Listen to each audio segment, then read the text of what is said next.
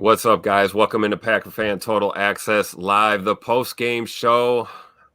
Got Tim live in Green Bay. We got Jacob the Beard in an undisclosed location near enemy territory in Wisconsin. What's up, Jacob? Man, I am almost literally vibrating off of how happy I am with this win here. This was probably well past my wildest dreams as to what we would do today and how easily it seemingly happened. We'll get into the specifics. We got Clayton and Emilio are down at Nashville in legit enemy territory, so they will be hopefully joining us live and maybe at any moment coming up here. But until they do, me and Tim are holding it down. Tim, are we supposed to shout out any sort of sponsors or anything like that? I suppose we should probably go ahead and do that. Say shout out to our sponsors here, the good folks over at Ticket King, Wisconsin, based since 1992. Make sure you go to them for all your ticket needs. They specialize in Packers tickets, Wisconsin's largest ticket source with offices next to Lambeau and, of course, in downtown Milwaukee. You can click that link in the video description. It will take you to theticketking.com, the official sponsor of Packer Fan Total Access Live. Thank you to the good folks over at Ticket King. How's that, Jacob? Did that work? That looked really professional. That was probably better than Clay does it. I'm going to say. That's what I'm saying. Real quick, let's just knock this out. Jarrell, give us a super chat, so I want to make sure we highlight that. Pite Posse, look at that defense. Joe Barry, who? Who? Oh, I don't have the Snoop drop. Oh, wait, here it is. Who?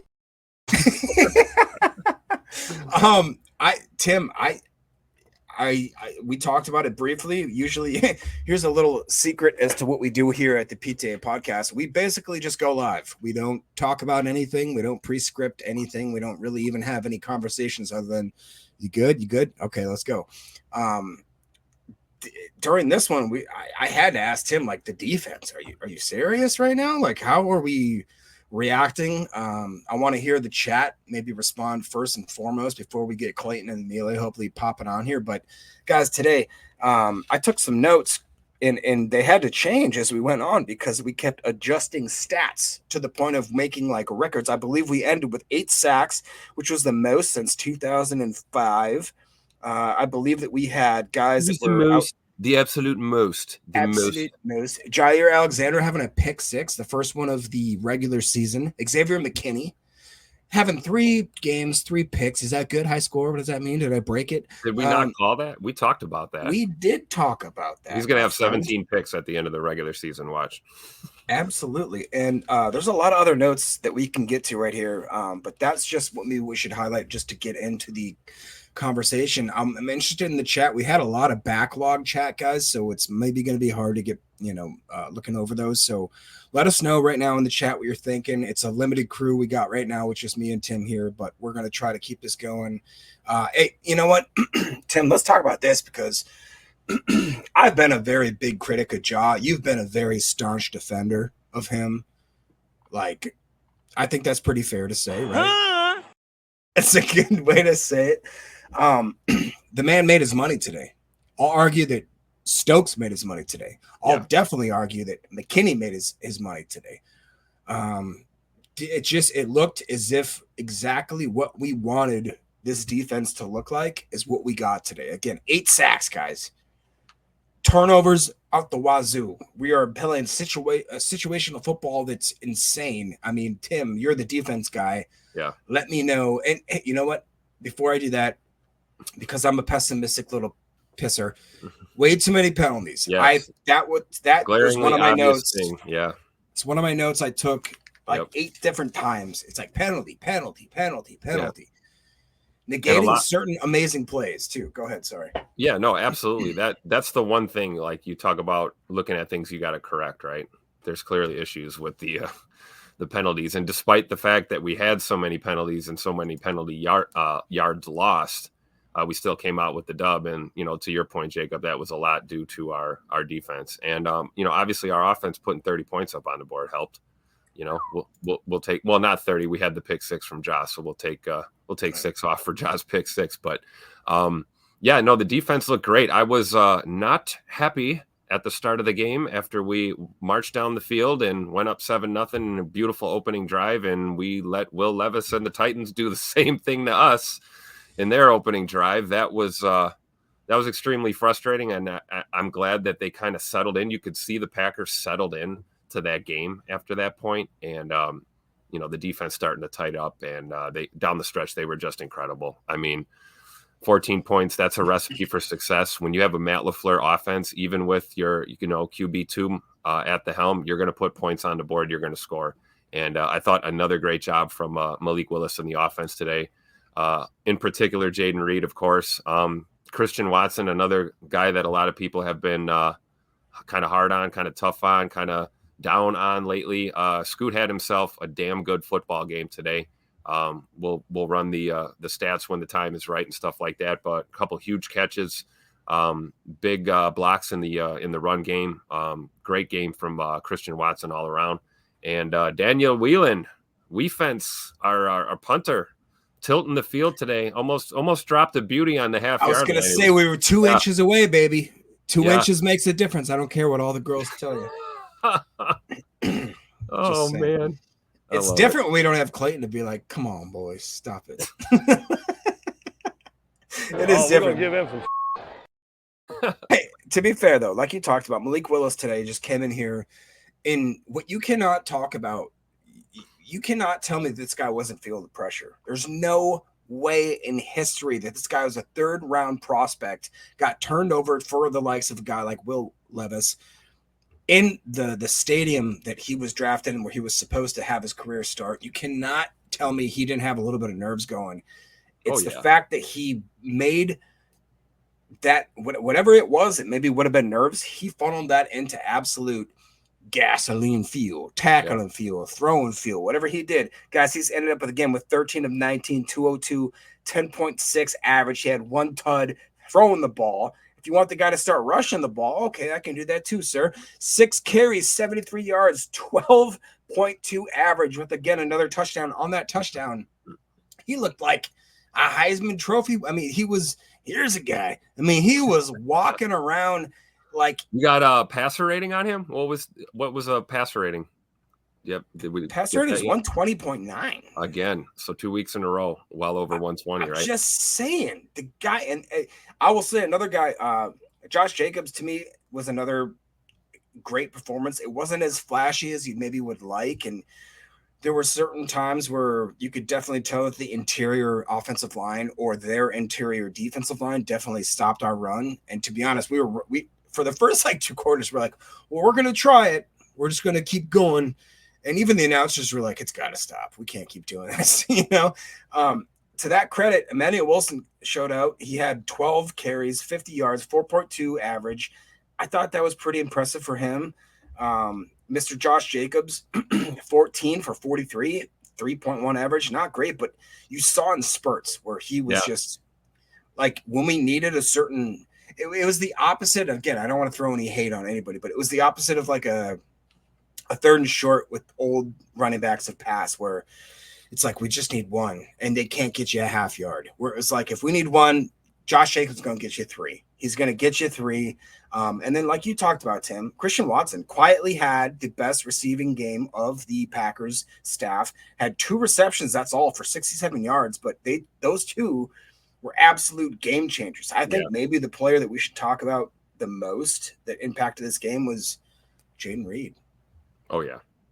And is it a surprise to you, Tim? Because to me now it's starting to seem like whatever this talk about being the wide receiver 1 in Green Bay, I don't know how you want to categorize it, but it seems to me that it's Jaden Reed. Well, I would counter that there is no one. He may be filling that role. We have a lot of number 1 guys.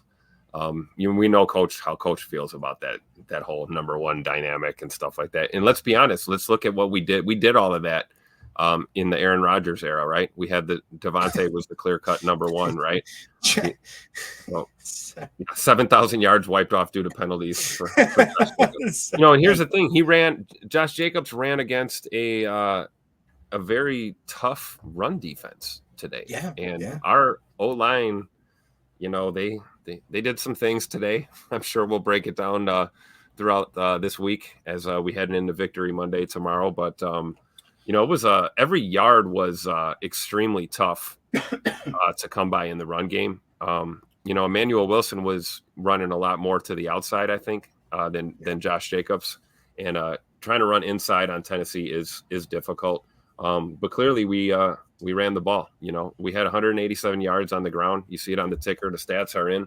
So all the talk, all the chirping before this game about nobody runs the ball on the Tennessee Titans. Yeah, well, I think we ran the ball effectively today. That's what I talked about all week. I mentioned it. We didn't need an extremely stellar run performance, but we had to prove that we were capable and willing to run that football. And you're right. We saw it in spurts. Emmanuel Wilson had some chunk runs today that looked really, really impressive. And, and we got to see a little bit of the new guy at the end. Chris Mr. Brooks. Yep. Yeah. So that's good. Get him some reps. And, I still feel good about the running back room right now, especially after week 3 here. So, yeah, look at this. We got a little super chat from the boss over here saying, "Got that dub, baby." 10. Just move money from one account to the other. I was just gonna say he just paid himself to get a shout out. So got that dub. Got that dub, baby. Or Mandy took his phone and totally. Yeah, Mandy did it. Right there, you go. Or I wonder if are they still stumbling across the bridge here, or I wonder if they're en route back to the spot or not. I know they're celebrating. We got that victory, and I saw a lot of Packer fans last to leave the stadium. I love it. Yeah, we talked about that actually going in. Like I said, I have walked. It was so funny. I watched here's some cool stuff too. Is Clayton? I don't know if you saw this, Tim, but he shared a picture that he got with Dontavian Wicks' mother. Yes, in the stands. So clearly they were showing out. I know that Scoot's father was there as well, which you guys know we're a fan of that man as well on this podcast. So it was just really cool to see kind of the gathering point. Obviously, Emilio and Clayton were there with. It looked like they shared a photo with maybe a few other listeners or that kind of stuff. So, just what a fun day, man! Like what a perfect day. I don't know about you, Tim, but it's perfect for me here in Wisconsin. It's like a cool, crisp, like 67 degrees. Like it's just the perfect weather. Everything about today was more than I could have expected. I'm talking like the defensive performance, the way that, Jair taking a pick 6, Xavier McKinney getting a 3rd interception in 3 games. Lucas Finesse, can we talk about that for a second? Absolutely. That man absolutely, in my opinion, had a breakout game today. Am I crazy? Yeah, I said crisp, Dennis. I meant crisp. You son of a biscuit. Go ahead. Yeah, no, LVN thick. And he played like a guy that's thick.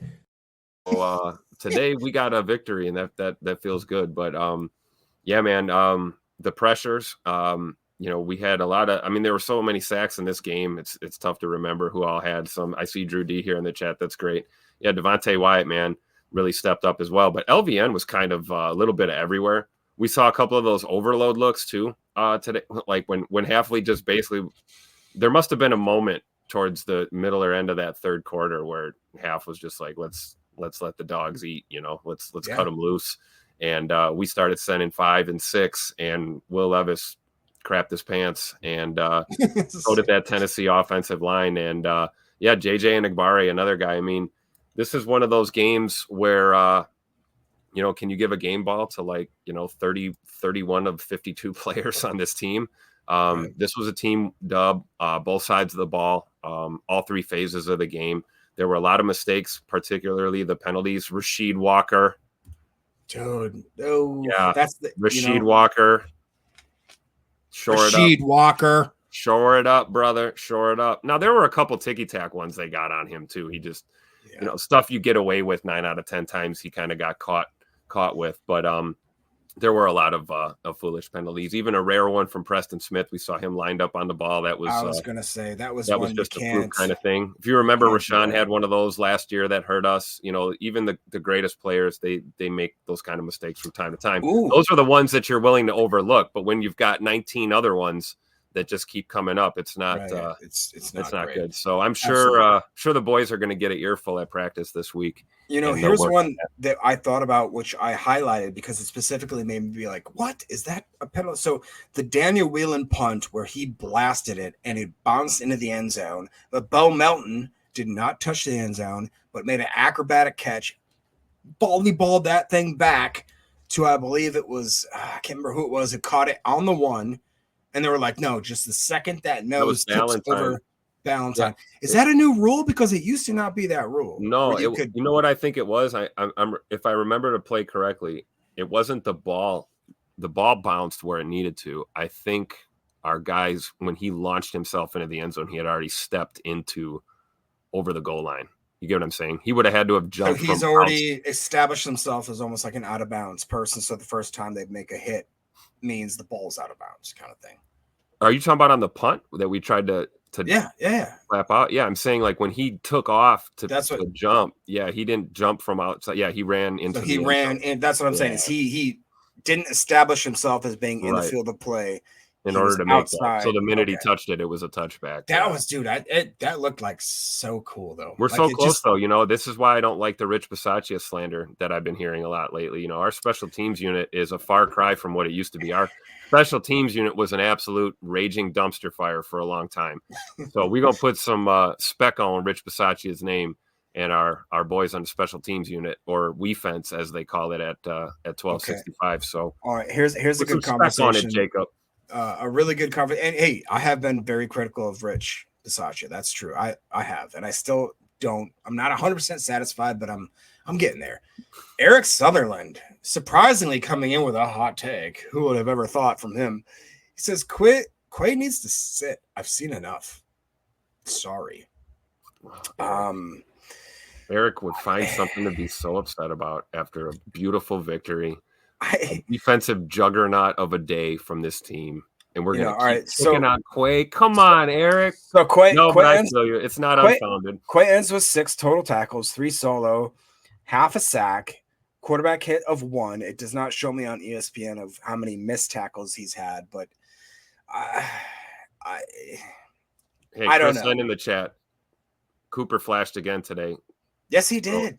So Eric might get his wish here, of Quay playing out of position. Like Jay Dome is saying here, they're playing Quay out of position. He's not a Mike. We've talked about the possibility of maybe, Quay getting shifted over or shifted around a little bit. And then, maybe you bring a guy like Edrin Cooper in for some more snaps, have like Walker, McDuffie and Cooper on the field at the same time, maybe. But I don't know about all in all cutting and running from Quay Walker yet. And I don't think I'm the only one. I think, Coach Campanelli and Coach Hafley have spoken highly of Quay as well. So I don't think they're ready to bail yet. But, I don't think Eric's opinion is unfounded. Quay's been a little underwhelming lately, right? We can all agree on that. But he did make some plays today. We got the Clayton, Mr. Clayton checking in. Can you hear us, Clay? Hey, we got you, man. Can you hear us? Yes. Yeah, sounds good. All right, good deal. Yeah, we're out here next to the players' entrance. Actually sent y'all a couple clips, but they're getting hung up on Twitter DMs. J-Love just walked out, so we're just kind of chilling over here. Got Coach Hafley in a video. Man, what a game, boys. What a game. Defense showing up, getting the turnovers. X was on fire. I'm telling you, man, that was a fun one to watch. And you know how it is when you're in the right by you guys, right? Oh, dude, it was right the pick 6 right in front of us. Of course, I'm drinking my little Captain Morgan and cherry icy and didn't have the camera going, so you know how that goes. But no, it was good though, man. You know how it is too when you're in the stadium. It's hard to really tell what exactly happened. When you're charting the game at home or you're following the stats, it's totally different. So, but to me, being in the stands, it felt like the defense was kind of bend, but definitely didn't break. And the other thing, man, we kind of kept hitting our head against the wall with the inside run. When we kind of scouted the game, we were saying, man, we really got to try to kick this thing outside and run off tackle. But, man, Malik, what was his stat line? Do you guys know what his stat line was by chance? Jacob, you had those numbers, right? Yeah, what are you looking for? Is rushing or passing? He's 13 for 19, 202 passing with 1 touchdown, no interceptions. He took 3 sacks, which whatever. If you want to look at his rushing game, he's 6 for 73. The boy is rushing for 12.2 per rush. 1 Got touchdown. us a backup quarterback, man. Got us a backup quarterback for 2 years, dude. That is absolutely awesome. I seen that question in the chat. How many Daddy Sodas you had? You probably hear it. Too many. That's the answer. Too many. All right. So we'll clean that up. Go back and watch the tape. Try to get that cleaned up. Edit these. No, How about that? There you go. Perfect drop. But I'll let you. I know you guys are crushing it. I'll let y'all get it. We were going to try to get on the post-game show, but we're kind of hung up over here. So you guys go as long as you want. And if we get settled in back at the hotel, we might go live again, and I'll let y'all know if we do. No. Put Emilio on the phone. Put Emilio on the phone. Put Emilio on the phone. Bro, Emilio's over there hanging over the gate like a groupie is what he's doing right now. I wish I could show you the cam. Actually, watch this. I'm going to try to turn the camera on. Watch me end the broadcast like I did at one time. Look who's in the front here. Tell me if you could tell who Emilio is right here. You got to start the cam. Hold on. Oh, he's gosh, thirsty. Oh, bro. He's got the sombrero on. Wait a minute. I love it. He is. Hey, at least he's on assignment. He's on assignment. Yeah, on assignment. That was Catano Ladapo that just walked out. So anyway, I'll let you boys get it, man. I appreciate y'all holding down the ship. Thanks to everybody in the chat. I know you guys are just give them a little bit of hell if you can. All right. That's all we ask. Give these guys don't let them off the hook just because I'm not in there. All right.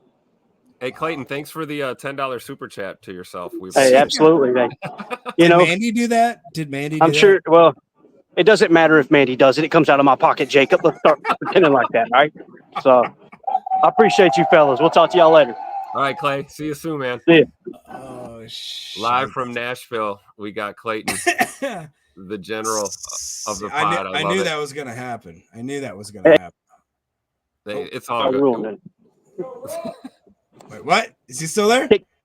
I'll ruin it. I don't want to end it. He doesn't want. You're stuck now, Clay. You're staying. Yeah, that happened last time. I think that was during training camp. We lost the feed. Me and you were on. Remember that? That was a morning show.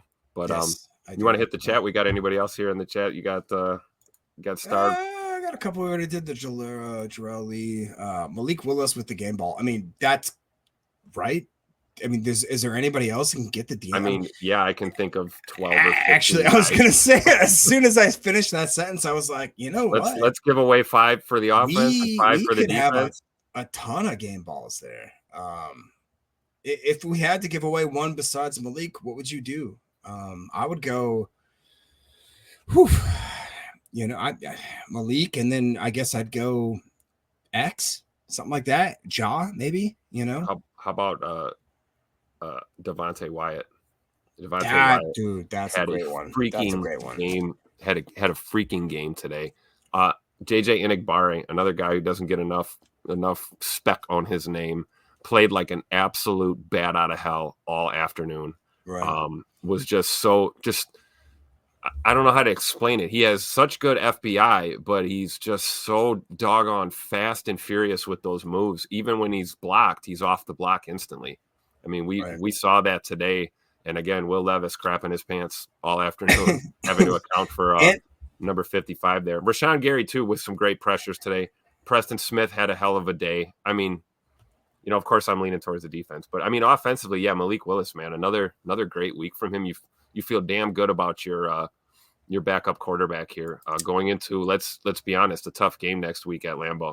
Who I feel like isn't maybe getting enough credit is guys like Christian Watson, who came in. He just, you're typical, and I hate saying typical fans. I don't want to say it like that because that sounds like that we're disrespecting you. But it's like people like, why doesn't Christian Watson get 10 targets every game and blah, blah, blah. He's not a good wide receiver. Being a good wide receiver nowadays means that you are willing to do what your team needs you to do to win a football game. What did he do last week? He blocked his ass off. What did he do this week? He blocked his ass off and he made a couple key catches. Again, going back for the ball, that sort of stuff. And you know what else? I would even extend that and say that the wide receivers in general deserve a game ball in this game for the way that they selfishly blocked. Yeah. Dontavian Wicks. Jaden Reed taking some of these balls. It's like, I don't know how he actually got out of certain scrums that he did. Jaden Reed is a freaking machine, dude. You give that guy the ball in his hands and he has maybe 1 or 2 blockers in front of him, he's going to make the most out of that play that I believe anybody else in the world. I would agree. I would think it's just crazy. If we're talking game balls, still a couple more for the offense. Yeah, I would probably go, Jaden Reed, and then I feel like Scoot had a hell of a game today. Quiet as kept. Romeo Dobbs too, doing some dirty work today. They're down catches. Yep. Didn't have as many targets as me personally I would like to see Rome get, but we were moving that ball around, and Jaden Reed was just clutch for us today. And we got a couple here in the chat. Greg Rice, this is great too. Emmanuel Wilson, love that he's doing well, proving the haters wrong.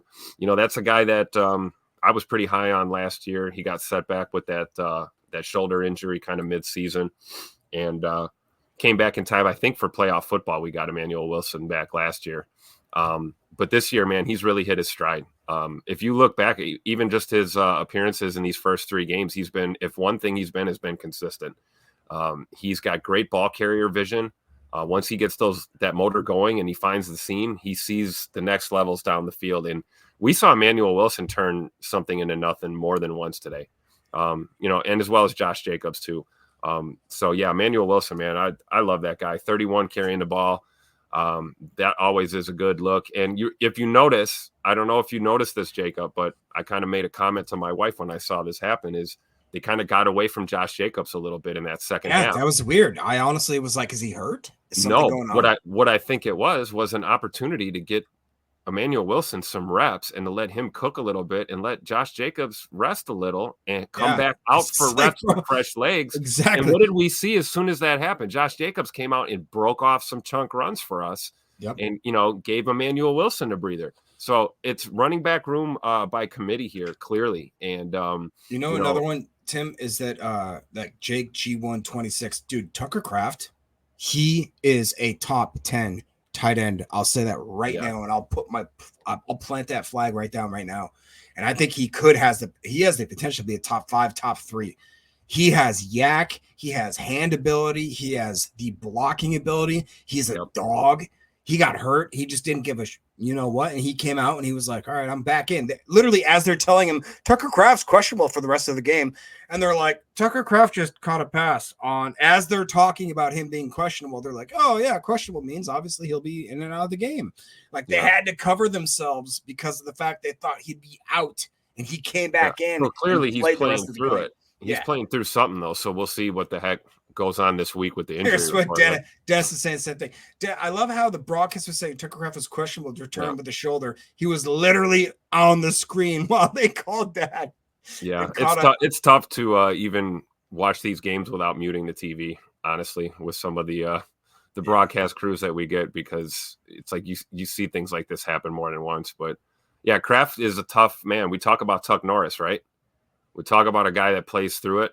So I'm really interested to see what it looks like when we see what the trainers say and what's going on with this shoulder, because he did have a drop on a ball that he catches 9 out of 10 times late in the game there, going out to the flat. It was a little low of a pass, but it was a catchable ball and he didn't come up with it. And I'm wondering if something's going on there in that shoulder area. Yeah. Do you think he it's had fair the to say collar or the sleeve? They had something going on that they put on him and sent him back out there. So hopefully it's nothing super serious, but you got to wonder if that's, maybe what made him miss that one. I think it's fair to say there's I can't highlight all of them right now in the chat, but there's about 3 or 4 of them that basically are saying Musgrave is so far now a second to Kraft. And I believe it. I mean, I watched him get in there in the certain moments and times. I don't see Musgrave as a full on tight end. He is more of that receiver type of, just more of a skill type tight end. I do not see him as an all around tight end the same way I see Tucker Kraft. Can you tell me if I'm wrong on that, Tim? Or no, I think that's fair. However, I don't know. Guys develop at different rates, right? And it's about everyone's own individual timeline for development. I think Tucker Kraft. When we initially were talking about these two after the draft, we had it the other way around. We had our eyes focused on Luke Musgrave, and we thought Musgrave was going to be that dude. And Kraft was the raw. He's raw, rough around the edges, but there's a lot of upside to him. Well, the tables have kind of turned, right? And I think Tucker Kraft's continuing to develop at a higher and faster rate than Musgrave, and that's probably what we're seeing. That doesn't mean that Musgrave's not still developing, and that doesn't mean that he's not going to get there. But I would agree that they're kind of a tandem tight end threat, and there's going to be things that you're going to ask Tucker Kraft to do that you'd prefer not to ask Luke Musgrave to do. And I think that's kind of where we're at now. I still think it's kind of early in both of their careers. Yeah, and I think that's fair. Greg goes on and says, aren't Musgrave and Kraft the same body type? I believe if I watched it was 6'5", like 260 for Kraft.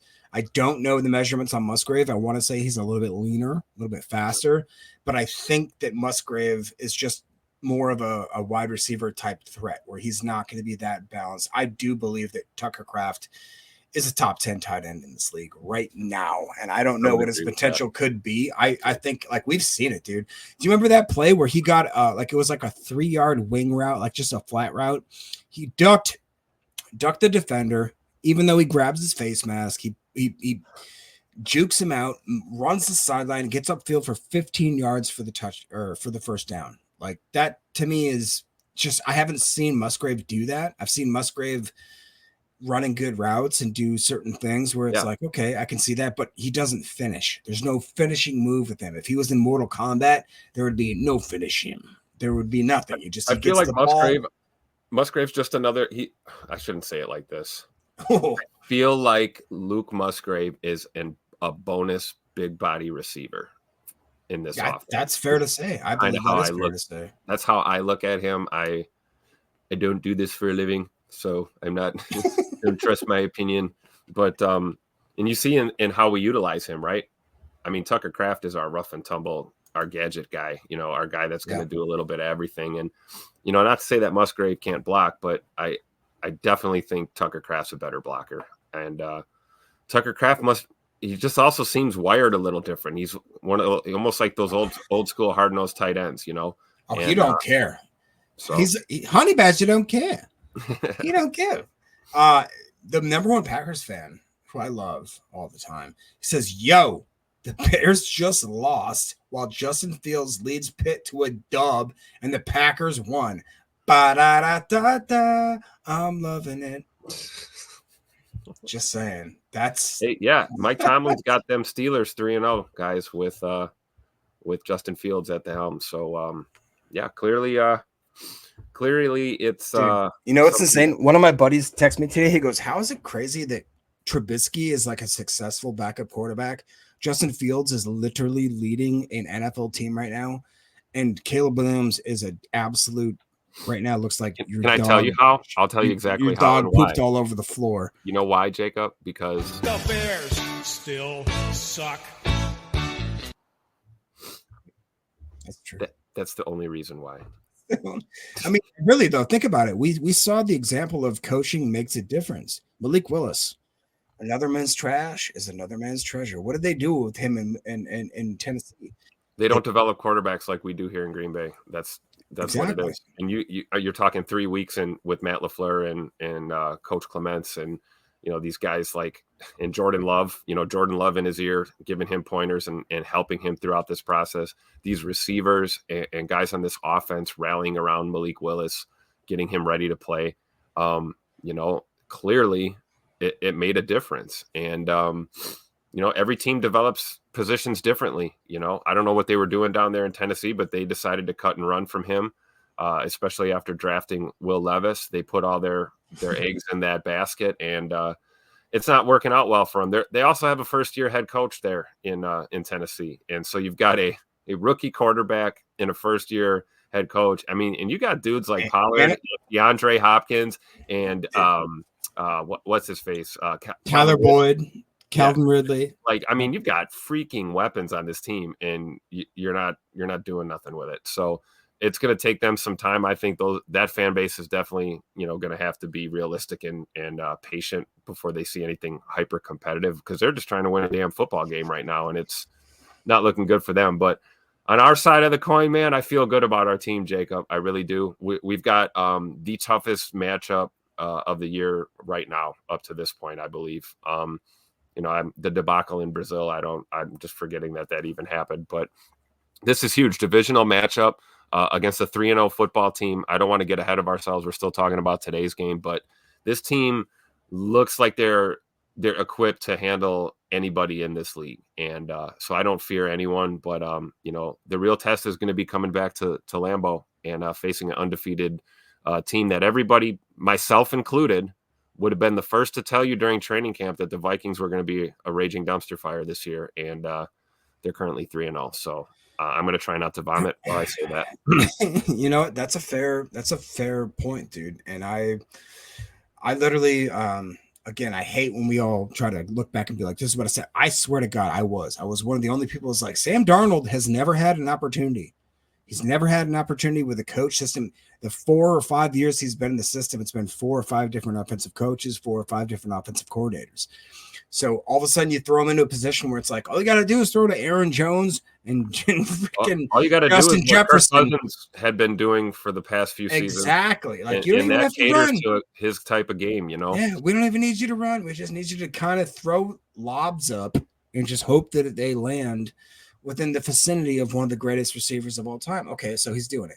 And now, I think that it will be a test. I think it's obviously going to be our biggest definite test as to what kind of team do we have. We've had a few games here where it's very, that, like you said, man, that Eagles game is such a anomaly because you're literally in a different country. You're in a different time zone. You're on a field that clearly is made for people just to slip and slide all over the place, do what you want to do.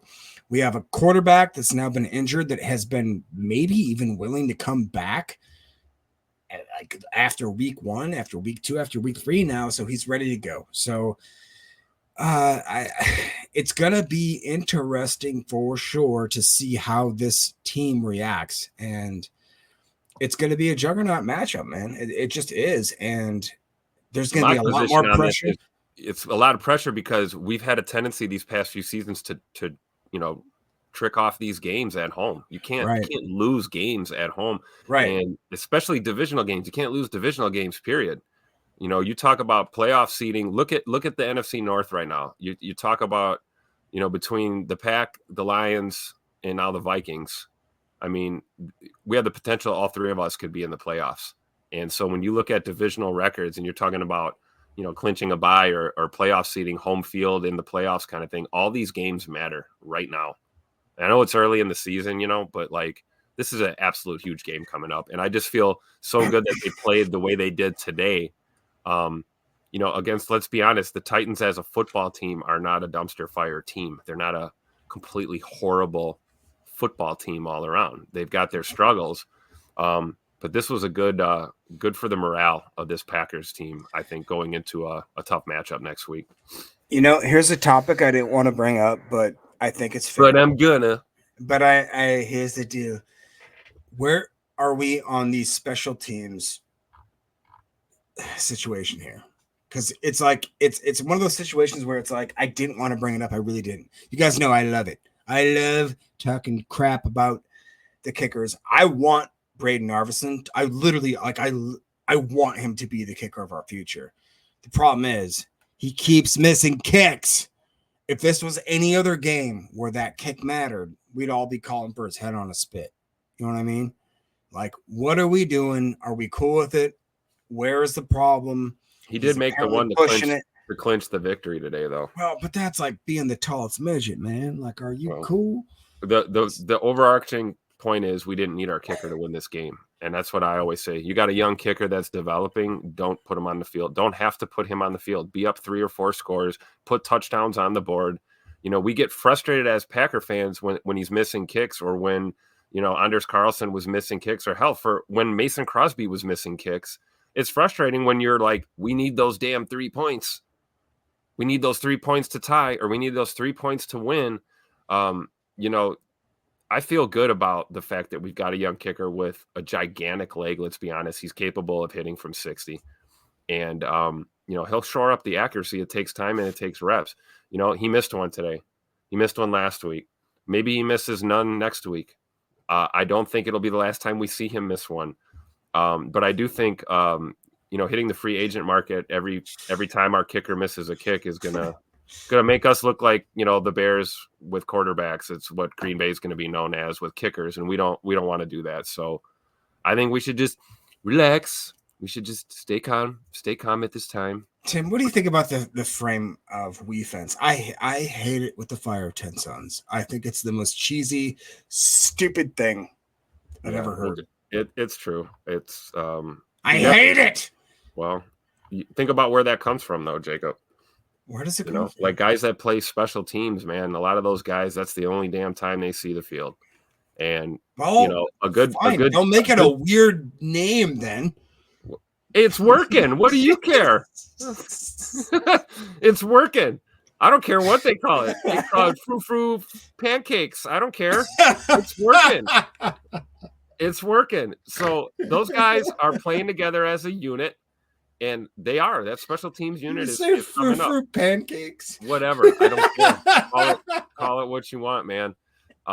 You're right. It is a little cornball. It's not very Tupac LaFleur. Yes, to me it's like it's second grade Kamala, like kindergarten. But yeah, no, it's definitely one of those things that if it works for them, it works for them, All right, so, I understand that. So I mean, we got Nodak Mike in here. Technically, he was 3 for 3 on field goals, 3 for 3 extra point.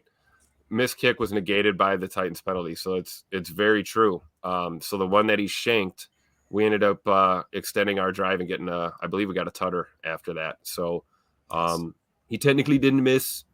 He missed, but nobody's putting it in the record book. Okay. Yes, he was good. And I like I said, I do not wish any ill will under this man whatsoever. Our kicker, our special teams unit, Rich Bisaccia. I want them all to succeed. Oh, man. Yes, he is better than Carlson right now. Give it time. And I really do think that, honestly, today, think about the thing. We had like multiple players that were going against the teams that drafted them and basically tossed them aside. Narvitson, Bleak Willis. If you want to talk about Dillard, that happened as well. I think there was a couple other ones as well. The chat probably will let me know.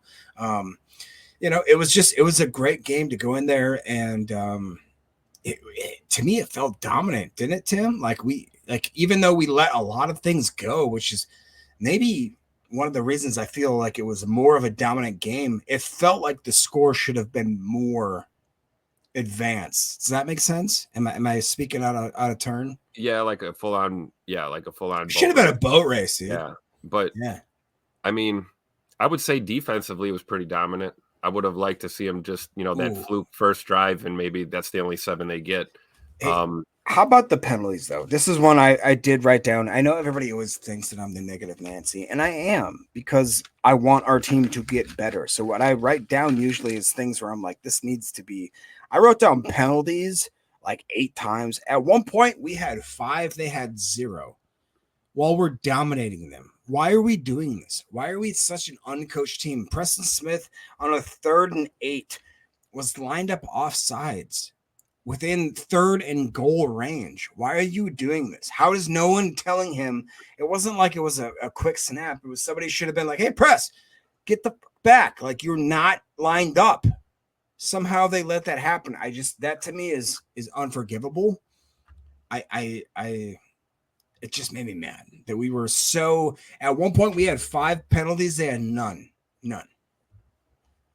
Yeah, that was basically the entire first half, I think. I don't think we had I don't think we saw a penalty from or called on Tennessee until into the 3rd quarter, I believe. Yeah. What a weird start to the second half, too.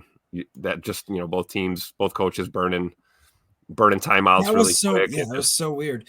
I'll tell you this, though. I mean, it was hotter than Satan's armpit down there today, for sure. Yeah. So, man, I don't know. Communication can get a little weird if you're a little dehydrated and guys are sweating. You got sweat in your eyes and you're overheating and you're trying to remember your assignment. You're trying to get a call in.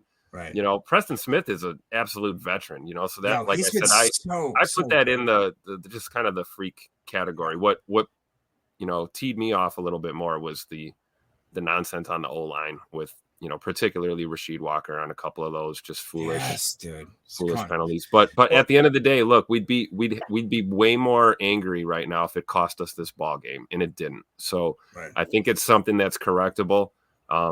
Really what it comes down to is you want to play fast and you want to play tough and you want to be downhill and you want to be aggressive. I don't care if that's offense or defense, but you've got to play discipline first and foremost. And you're right. It's not on, it shouldn't be on somebody to notice that Preston's lined up wrong. It should be on Preston to line up correctly, and that's, everyone's got a job to do, I think. And, if you spend too much time trying to pick up your teammate or babysit your teammate, then now you're taken away from your own job too. So we need 11 guys on that field at the same time, focused and doing their jobs individually so that the collective can be successful on these plays. And, that's one of those freak things, man. It happens. Like I said, Rashawn had one that hurt us way worse. I believe it was in the Steelers game last year that was just devastating to us trying to come back in that game. So it happens to the best. As long as it's that one in a blue moon kind of thing, like, I'm okay. That's football. It's part of football.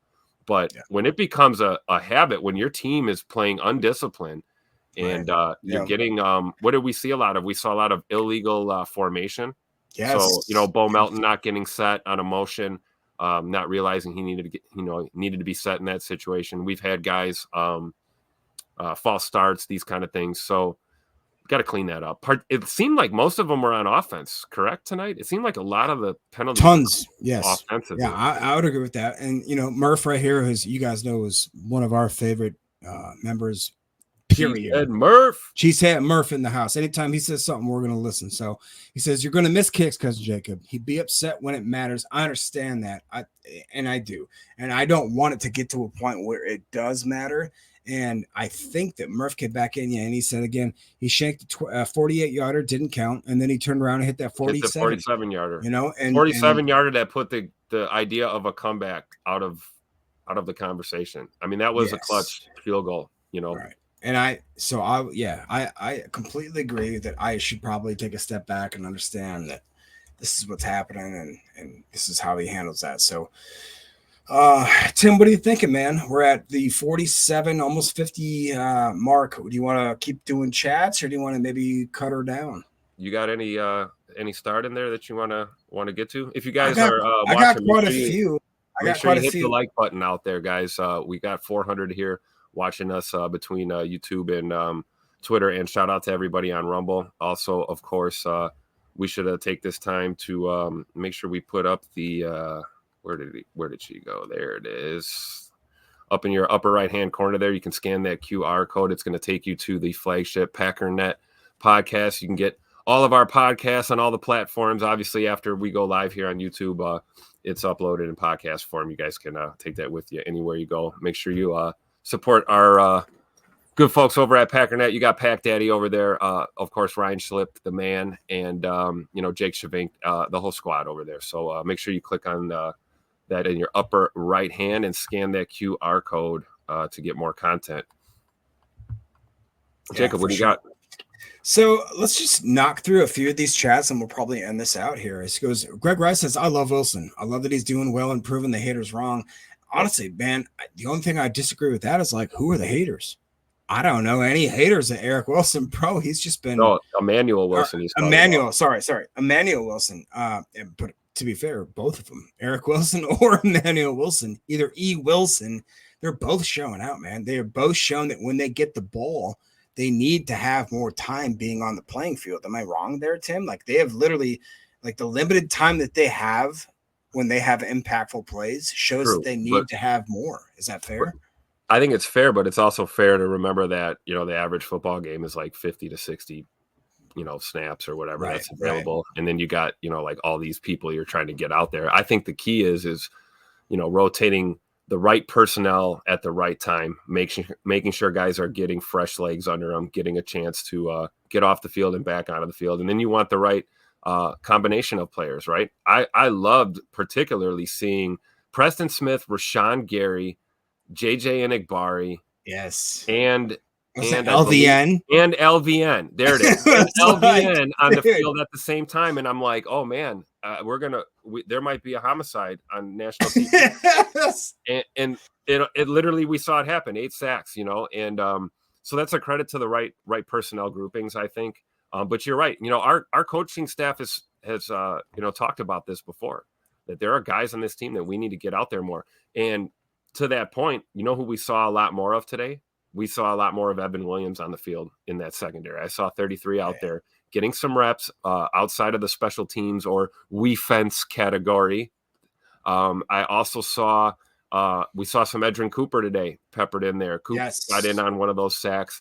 Again, showing off that high football IQ, that high football intelligence, shooting that gap, getting in there on the pressure, and the rest was history on that play. He basically blew up that play. So yeah, guys like that need more snaps. We've seen it with Inigbare, a guy that I think a lot of people sleep on and don't really give him his due credit, but his snap count's been up, a lot more this year, I think, and he's playing some really good football for us. So I agree with your statement, but I just think it's tough on a coaching staff when you've got this, so much talent. What can you really do to get everybody these reps? That's why, unfortunately, in this league, Malik Willis will tell you sometimes injuries give you those opportunities, and you find yourself in a situation where now you're getting all the reps, you're getting all the snaps, you're running with the ones at practice, you're the guy, you have to be ready to play.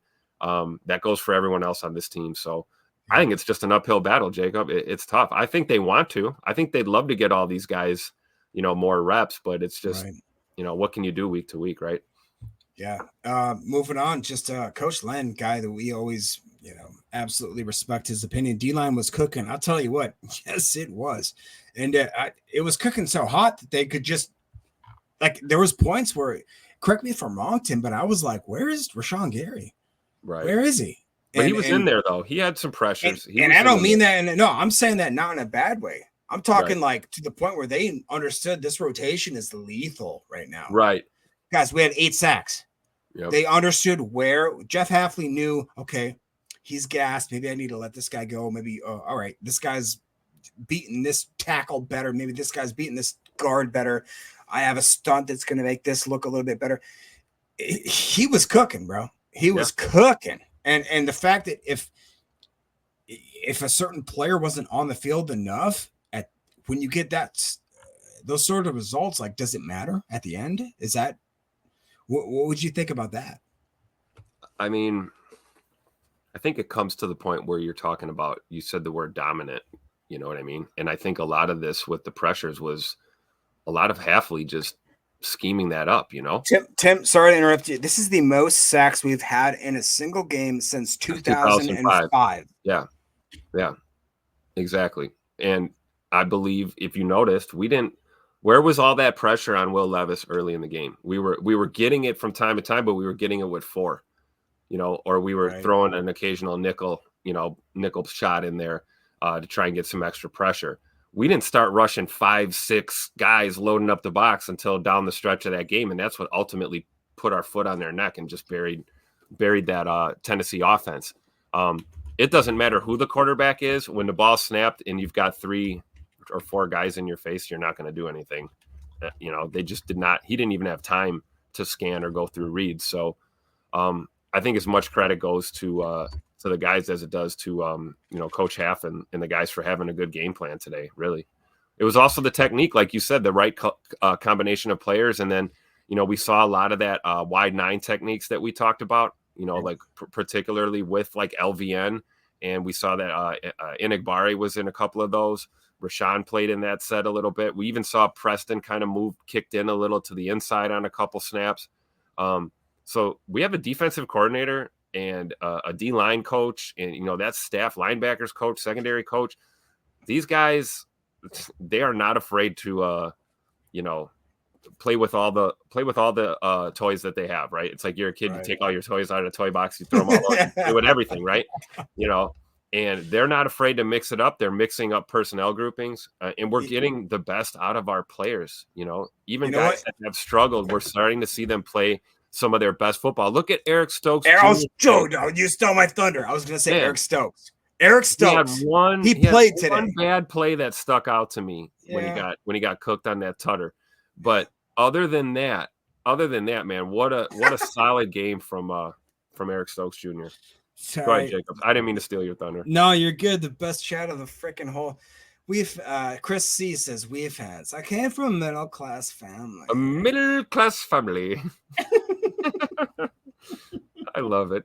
It's not Chris. A big fence; it's a wee fence. It's a big fence, not a wee fence. It's from a middle class family. Andy Monday says LaFleur with another excellent game plan. Hafley's D is clicking. Legitimately, you talked about how Matt LaFleur can be a difference maker, and the way I still think that this guy is a top, maybe two top. He may be the best offensive schemer when he knows his personnel in the league. I really do feel like that is true. Look at the way that he adjusted, the way just the handoff motion. Did the guy went on to do like a 1930s wishbone style offense delivery of the handoff and like the delayed handoff and all the play action and the guy absolutely cooked after he did that. Like, it's just unreal that he could just adjust to that. You look at another thing that he did. We know when you talk about Eric Stokes having the absolute day of his life right now, like, is there I think he balled out. I mean, I know that he had a couple plays that probably he's going to leave on the field there, but what are your thoughts about Stokes? I mean, every time that I saw him on the field, I was like, oh wow, like Stokes just had a play. I think the glaring thing to me that stood out was Stokes in the open field on some of these tackles today. Yes. He looked a lot better. He had a couple, man. He ran a guy down on the sideline and just mollywopped him on the sideline.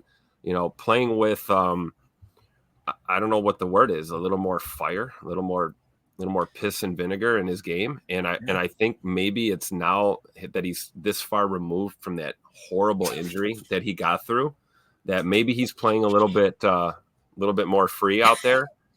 What are you laughing at? You didn't see your reflection again, Jacob. Don't start. No, don't. I just can't read the chat while I'm freaking trying to be serious. Oh God. Oh, yeah. Sorry. Thanks, Chrissy. That's great. Oh Lord.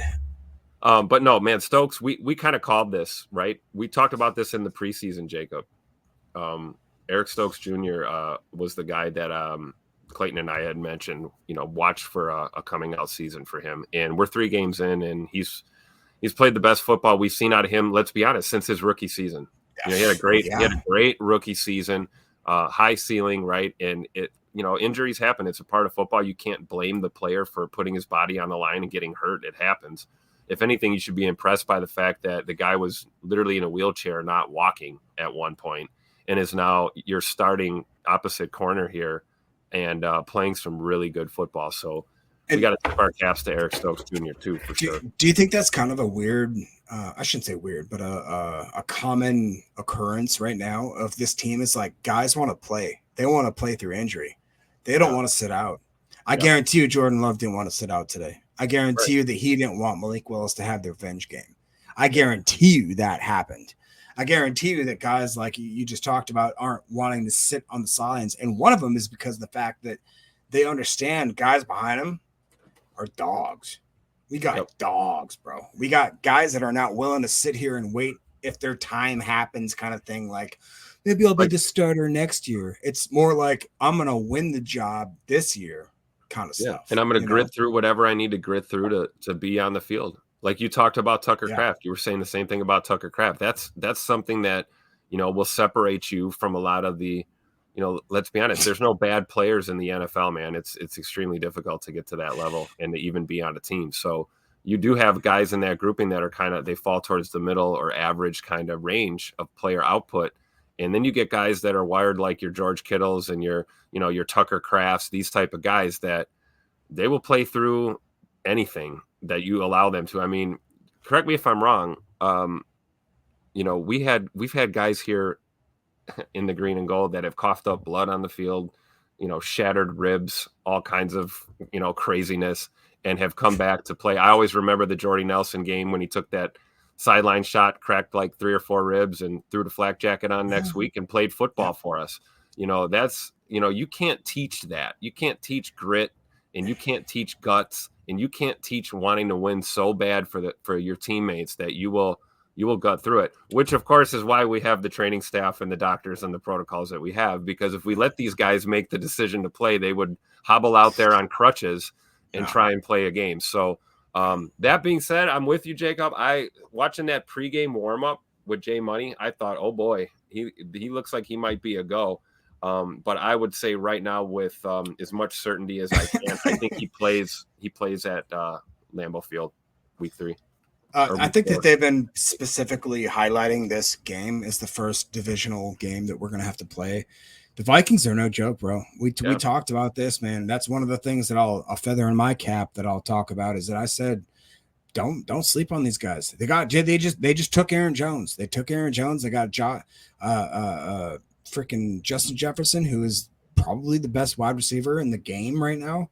They still got to line up and play football just like we do, right? They got to line up and play football. Yes, they do. But I'm telling you what, they've got a squad. So right now, man, if we can have Malik just be a sufficeable quarterback, which, by the way, I don't know what to think we do with him, bro. Do we start dealing this guy? Does this guy start?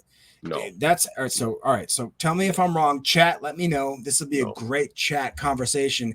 Is this a guy? Is this an ace you keep in your sleeve for Here's the next guy. 3? Here's a guy here up your Tell sleeve. you what. Here's a Keep him guy in your sleeve. anyway. But legit, do you keep him? Do you throw him on some sort of salary where you can? Man, I'm gonna be honest, dude. I don't say this lightly, and I promise you, this has nothing to do because they're both black quarterbacks. But I see Malik Willis and I see Michael Vick. I do. I maybe not the explosive running ability, but that sixth sense to know. You know what I see is more of like a Donovan McNabb, like where he is so strong. Yeah, scrappy. Scrappy kind of guy. He can throw you, dude. If you try to freaking tackle this dude, he will throw you off him. Like, it doesn't matter what you do. But you don't trade a guy like that, especially when we were able to get him for a song here for 2 years.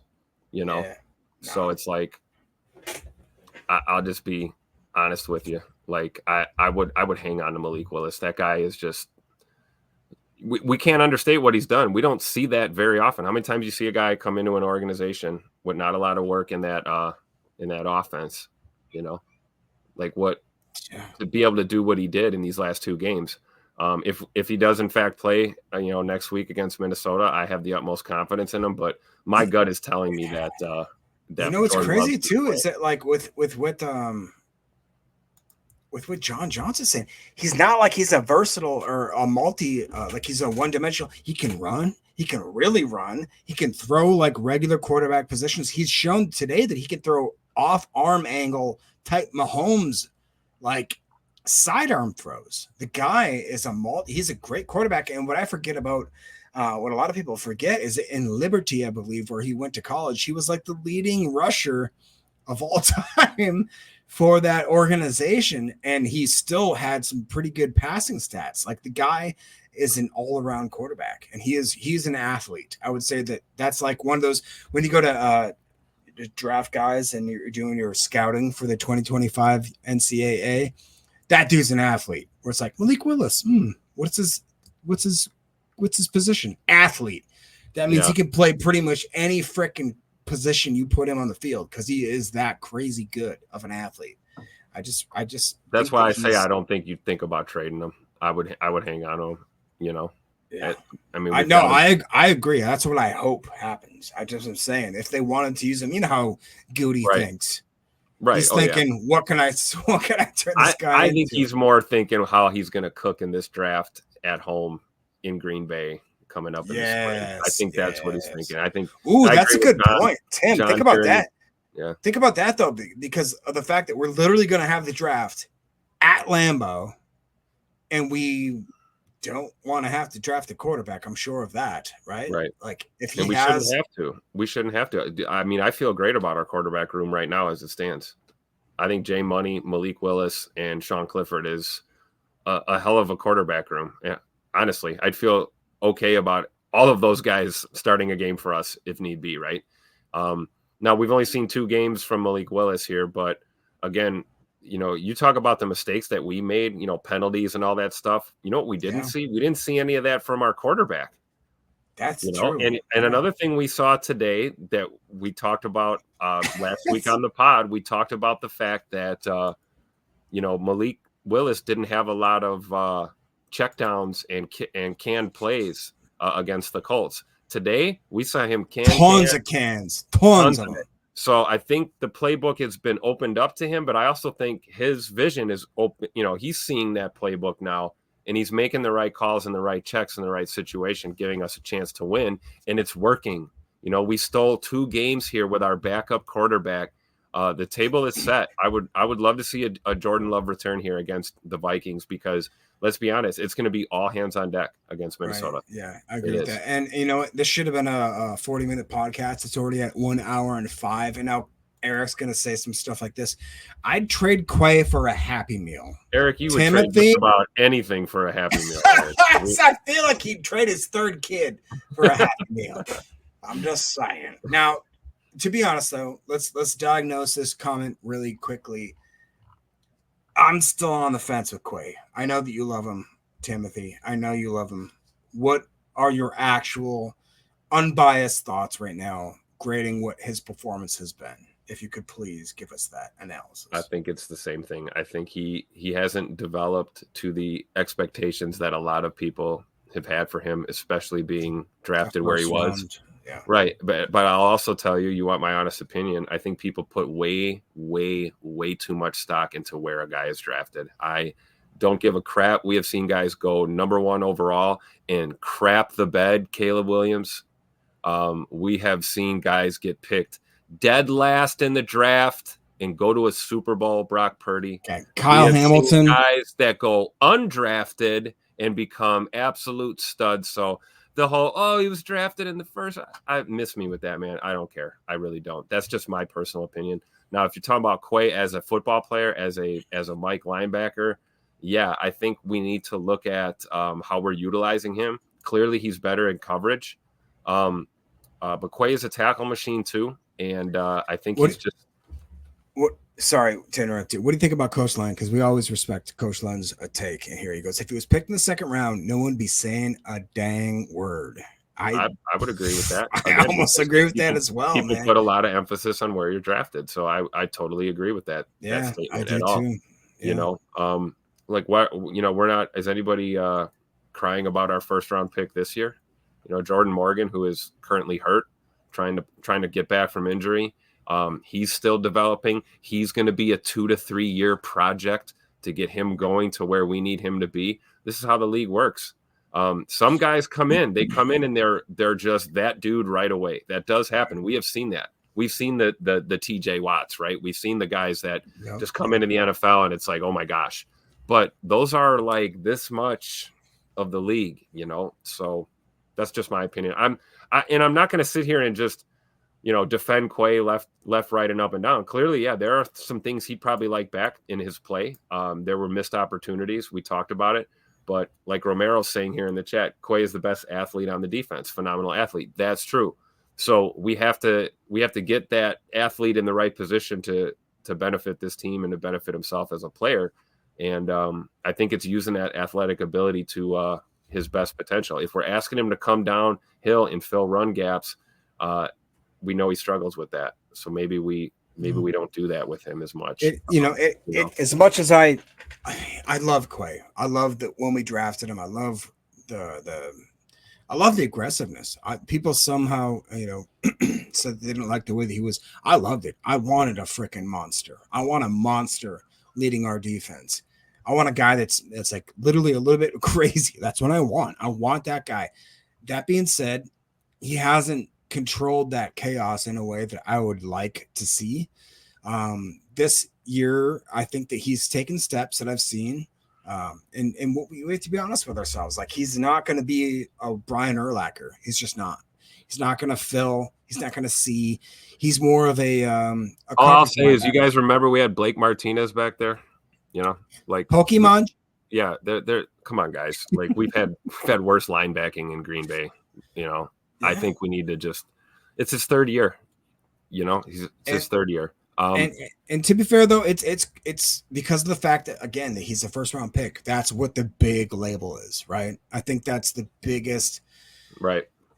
the biggest thing that's making so many people be like, "Oh, he's not so good." But you know what? We saw some plays from him today. We really did. We saw what we he did can last week too. And Yeah. in week 1, we saw it too. So it's not like it's all bad. You know, you want a guy that's going to give you more positive than negative, right? And maybe Quay is getting to the point where it's starting to kind of go 50-50 here, and we're starting to get nervous. You know, if you make 2 great plays and then you have 2 mistakes, you basically did nothing, right? In Right. theory.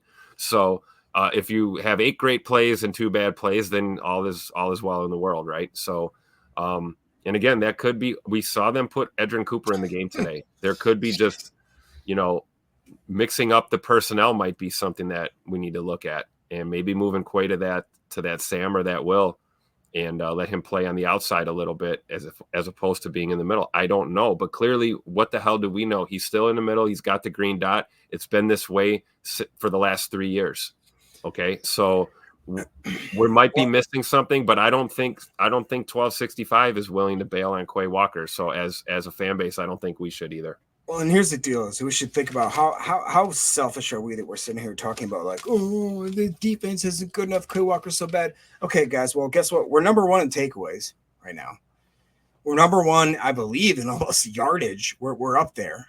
We're up there with like I just said, like actual takeaways, to the point of where defense is.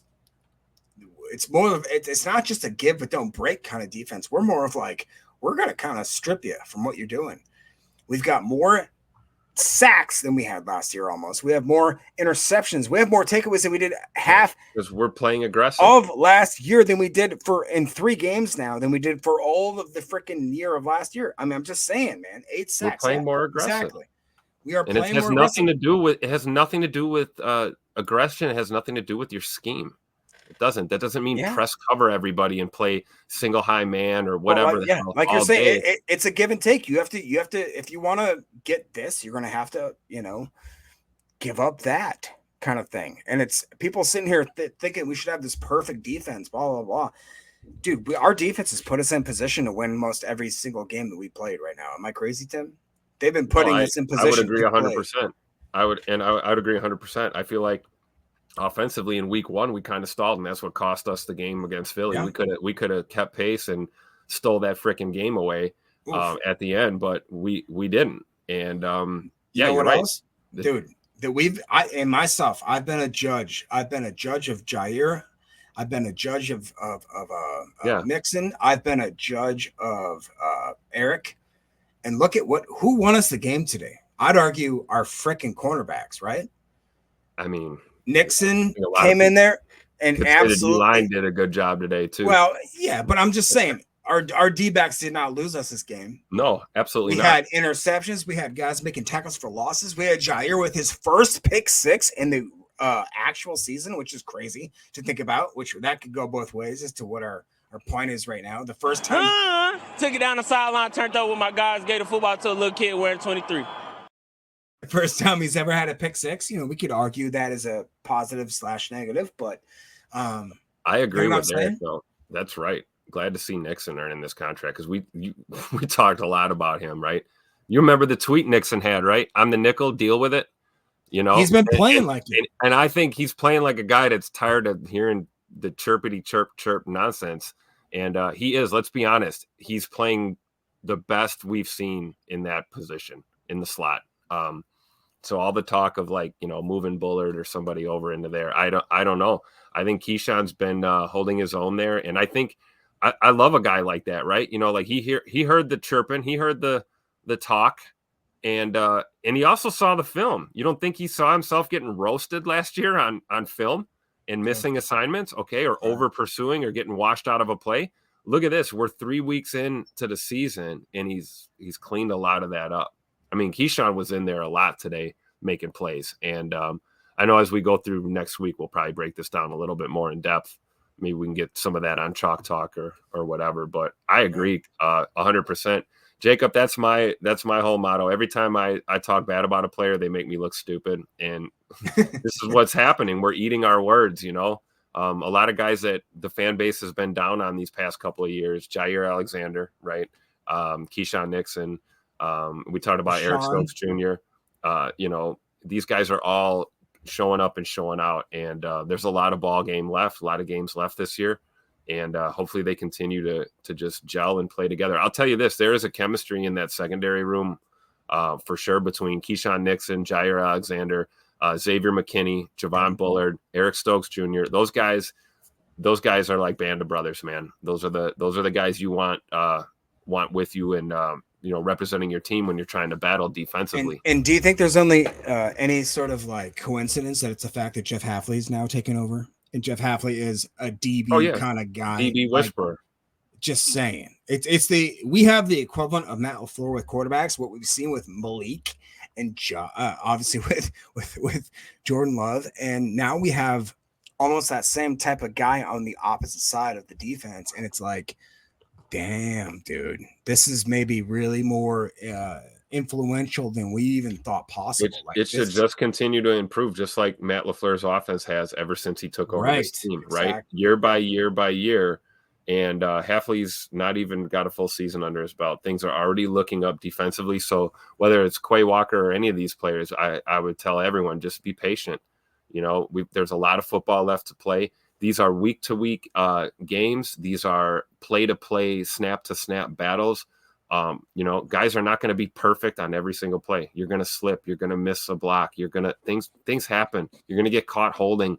Did you see how many the thing that was so frustrating today was to see how many times we were getting face masked and held ourselves and we never saw a flag? But that's beyond the point. The point is that we expect perfection, right? Obviously, that's what we want, and you're just not going to get it.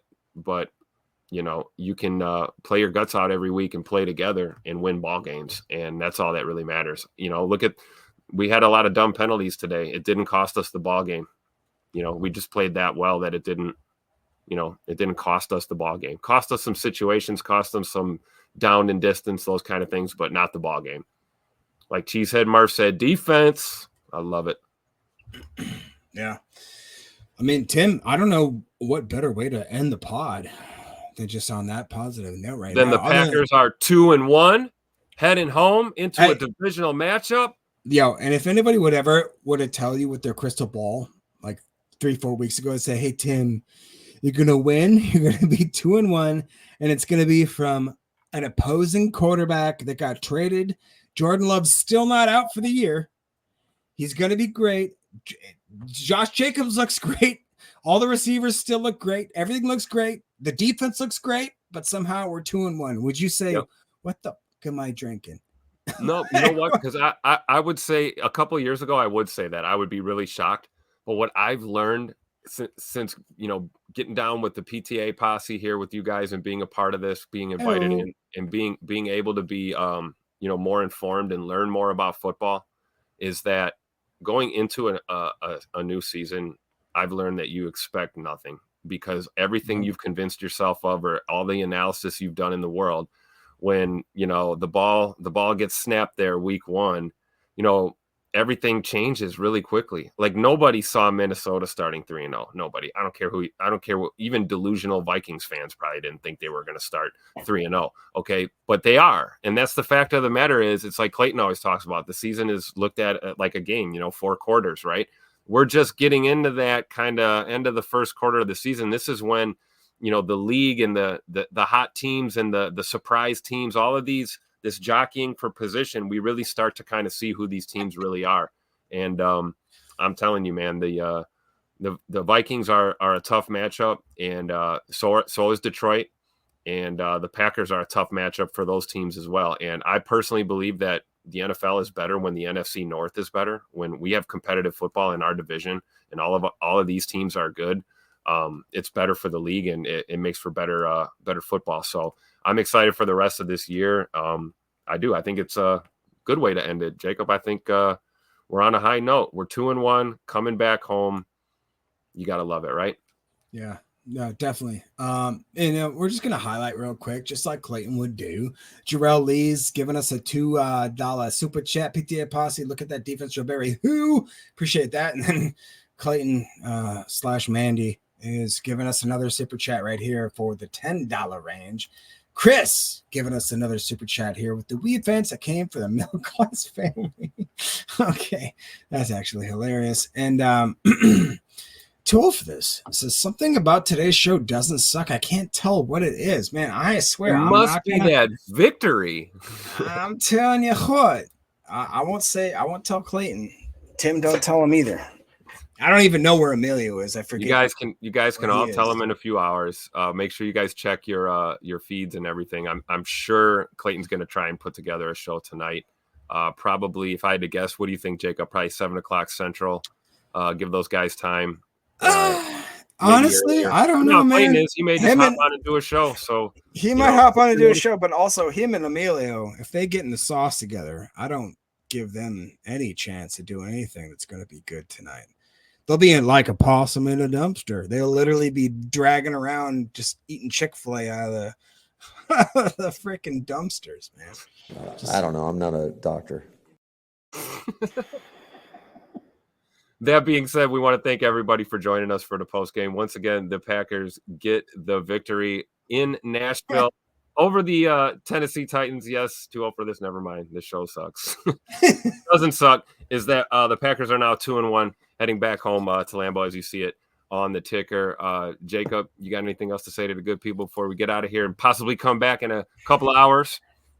Hey, if the show is ready to go, we'll be back in a few hours here. If not, thank you guys so much for hanging out with us. Honestly, as a Packer fan, how cool is it to see that we have overcome a lot of that adversity? How cool is it that Clayton and Emilio get to actually be there? Oh, Larry, and actually see it, firsthand. We have built a really great community here that is just. I can't say enough. Like, you guys literally make our day every day. Guys like this, Larry Cano, for some reason, is going $30.14. That was very specific. Oh, here we go. For the 13-14 win. Thanks, guys. Go Pack. Final score super chat. I love it, Mr. Larry. Thank you. That's awesome. That definitely gets Greg Rice says Emilio's teaching Clayton. Wait, what? Oh, you pulled that off quick. Sorry, my bad, bro. Emilio's teaching Clayton how to salsa. Yeah, that's what's going on. Oh man, I love it. Love this group. Love the posse, guys. We're out of here. If we don't come back tonight, we'll be back on tomorrow, the same usual time. Make sure you have your notifications on. Make sure you click that like button. It helps us get this podcast out to more people. And make sure you go out and be the change you want to see in the world. As always, go Pack, go.